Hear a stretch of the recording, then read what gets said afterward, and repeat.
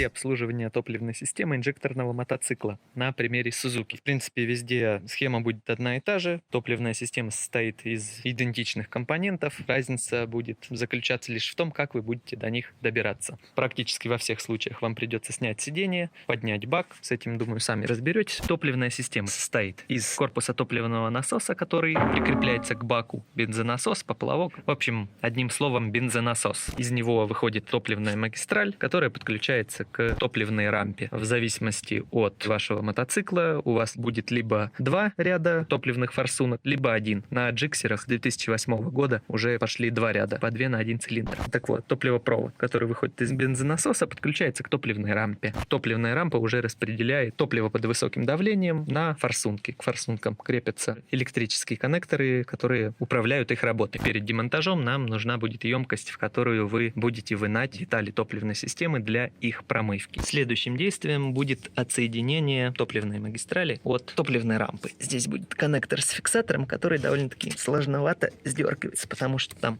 защелки, еще и уплотнительная резинка. Можно сдернуть здесь на бензонасосе, но мне удобнее лично на топливной рампе его снимать. Немного польется бензина, это не страшно, весь он не выльется, можете по этому поводу не переживать. Теперь, что мы делаем? Нам нужно выкрутить ось бензобака, на которую он поднимается. Не забудьте отсоединить вот эти шланги вентиляции, и дренажный и вентиляционный шланг служит для вентиляции бака, чтобы не создавалось избыточное давление и, естественно, бак наш не хлопнул по швам. А второй для слива излишков бензина при заправке. То есть, если вы слишком переполните бензобак, не через пробку польются излишки, а будут сливаться через дренажное отверстие, которое идет к низу бензобака и от которого уже уходит одна из этих трубок. Трубки и, конечно же, электрический коннектор, который управляет бензонасосом. Тоже довольно туго расщелкивается. Бак сняли. Так у нас все выглядит. Здесь вот что остается. Здесь ничего не остается. Здесь бывает остается уплотнительная резинка. Ее желательно не потерять. Бак в снятом виде. Здесь у нас болтик и втулочка. Обязательно нужно здесь все обильно смазывать каждый раз, когда разбираете. Вот эти фитинги под трубочки тоже всегда смазывать, чтобы их было легче снимать, одевать. Не потеряйте вот эти резиночки, которые находятся по краям бака и внутри там есть. Сейчас покажу. Внутри вот эти резиночки. Очень часто их люди теряют, потом пытаются судорожно найти и родить откуда-то. Их лучше всегда проверять, и если они у вас не очень держатся, то приклеивать. Боковые вообще не приклеены. Рекомендую приклеить. Только очень, пожалуйста, не нужно их клеить на суперклей. Но если вы прям конченый мудак или мудачка, то можете так сделать, чтобы у вас материли все. Да, у меня здесь одна отклеилась, и вот эти тоже обязательно приклеют. Следующее, что мы делаем, отсоединяем коннекторы с форсунок. Они тоже довольно плотно сидят за счет резиночек. Все это сейчас сделаем. Отсоединяем коннекторы, потом отсоединяем топливную рампу. Там везде будут уплотнительные резиночки, и тоже их не нужно потерять. Ну, естественно, провода управления отсоединяем. Уже традиционно влупил дождь, я переместился в гараж, и здесь мы видим, как выглядит топливная рампа в разобранном виде. С обратной стороны сюда вставляются форсунки, и вся эта рампа крепится в сборе к рампе дросселей. Форсунки, кому номера нужны, пожалуйста. Сорян за грязные руки, сами понимаете. Я думаю, всем ясны мои рекомендации по резиночкам. Не рвать, не терять, потому что заказывать долго и, как всегда, дешево. Сами сетки форсунок выглядят так. Здесь особо ничего не видно. Все промывается, продувается и собирается в обратной последовательности. Рампу соединяем, она здесь просто на резинке садится. Кстати, они взаимозаменяемые. Туда-сюда, если вы сломали уши на одной, то можно перевернуть, поставить другой стороной. Номера тоже кому нужны, пожалуйста. Я буду собирать в следующей последовательности. Сюда их, естественно, соединяю. Здесь они садятся на вот этот шестигранник. Тут никак не перепутаешь. Потом вставляю форсунки. Все резинки смазываются силиконом. И вот эти резиночки буду вставлять уже в саму рампу дросселей. Туда. Потом рампу, потом прикручиваю.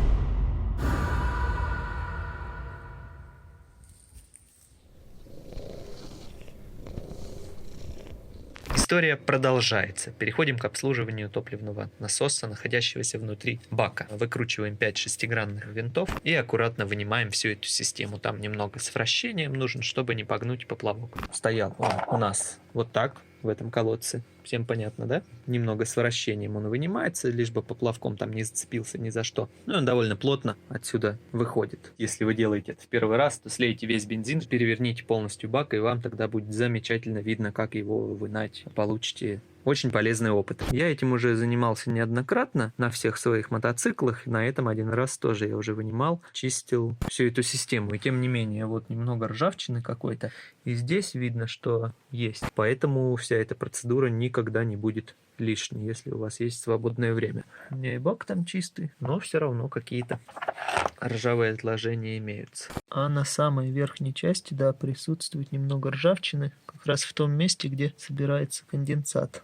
Оттуда, наверное, она и нападала. Но это тоже естественная тенденция. От этого никуда не деться. Главное, чтобы крупных очагов не было. А так отсюда можно кисточкой протравить преобразователем ржавчины. Дальше здесь что мы делаем? Все в первую очередь запоминаем. Все, что к чему прикреплено. Ну, тут особо не перепутаешь. Даже если потом память будет подводить, все провода остаются в той же форме, когда вы их отсоединяете. Мы здесь все отсоединяем, разбираем. Нам нужно добраться до самого бензонасоса. И внизу вот этого колодца будет в самой нижней точке там сеточка, которую обязательно нужно чистить. А здесь внутри вот этого неразборного корпуса находится фильтр тонкой очистки. Сеточка является фильтром грубой очистки, а это фильтр тонкой очистки. Но до него, к сожалению, никак не добраться. Его кроме как распиливать, выпиливать, потом запаивать. Но эта процедура очень такая себе. У многих потом начинает все это подтравливать, не создается нужного давления, и с этим возникают проблемы. Я этим заниматься не буду, просто туда очистителя забрызгаю, продую компрессором, и на этом все. Это уже будет являться неплохой профилактической процедурой. Некоторые покупают, ну, стоит что-то там космических денег, это фигня, поэтому,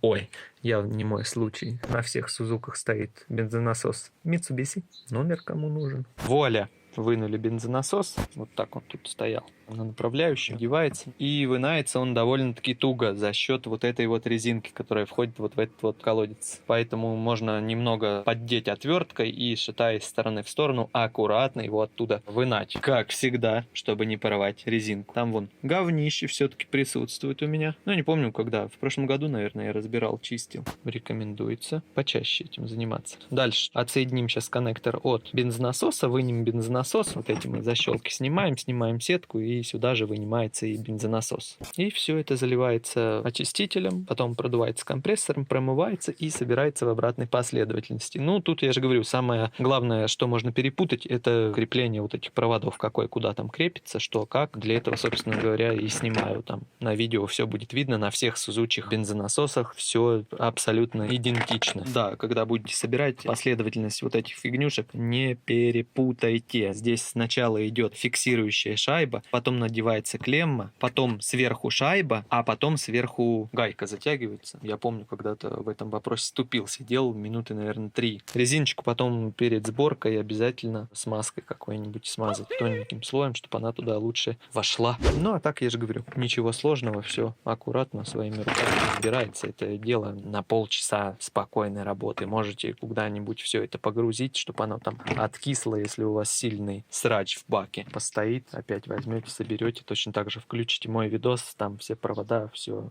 проще простого. Все-таки я решил еще и бак почистить, пока все разобрал. Какого фига? Потому что что-то не нравится мне там наличие ржавчины. Поэтому, как это делается? Заливается туда какая-нибудь термоядерная смесь. Ацетон, white spirit, что-нибудь такое едкое. Ацетон более едкий. Преобразователь ржавчины какой-то, который преобразует якобы в грунт с цинком. Потом BFF, по отзывам самый классный преобразователь ржавчины. Ни одного плохого слова за него не слышал. И все всегда рекомендуют его. И BBC, BB Care, очиститель карбюраторов, дроссельных заслонок и прочей фигни. В общем, у кого какая есть любая термоядерная смесь, заливается все это в бак и бросается туда некоторое количество гаек, болтов, все, что можно, только выбирайте, конечно, почище. Я забросал гаек, обязательно нужно считать, сколько вы их туда забросали, потому что может где-то застрять, и потом будет какой-нибудь сюрприз. Забрасывается все это туда, закручивается задняя плита эта, поняли, только без бензонасоса. Бензонасос вон он разобран лежит. Перегибается здесь шланг, ну, можно рукой, когда болтаешь, перегнуть. А здесь крышка закрывается, но она немного может подсопливливать. И шейк.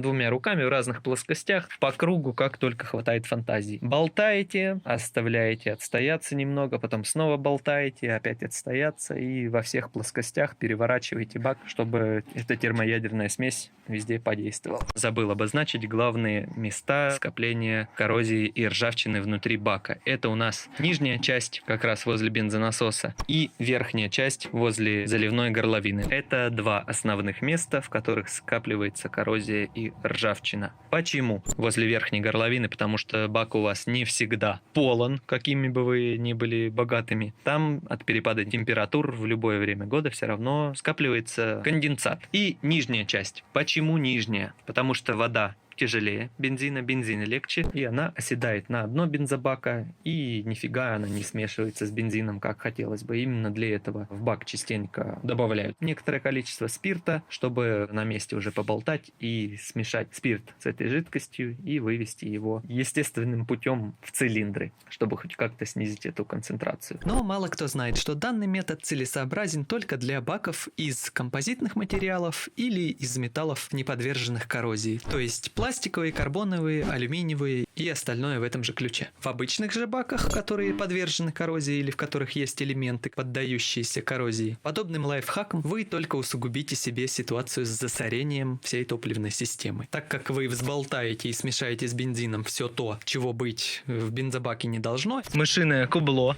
Возможно, не одно.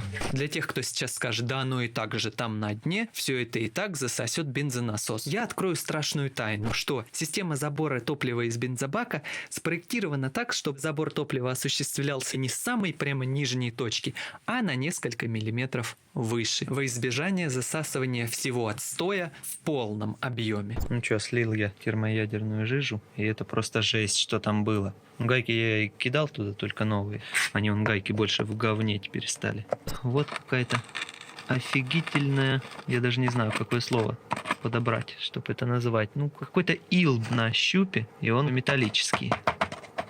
Я его уже собрал. И там, в этой жидкости, там просто ужас. Вон даже крупные куски отмылись.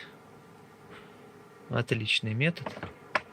Только после него нужно будет бак еще полоскать. Хотя нет, сначала бак, наверное, просушу, продую компрессором, а потом в тестовом режиме пролью бензином, чтобы вообще все остатки этого говна оттуда удалить. Прошла вторая сессия чистки бака. В этот раз я еще и болтиков досыпал. Ну и результат уже, на щупе он, конечно, есть. Немного говнища. Но уже не так, как в первый раз. Там чисто старый раствор уже. Поэтому третью делать не буду.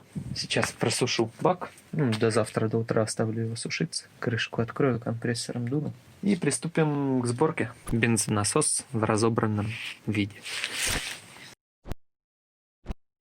Все собрано, еще раз в собранном виде, специально для вас. Куда, какие провода крепятся. Как вы их проложите, конечно, это уже ваше дело. Я тут немного попереплетал, как мне нравится. Здесь мне нужно вот так. Сначала поплавок проходит, а потом все остальное.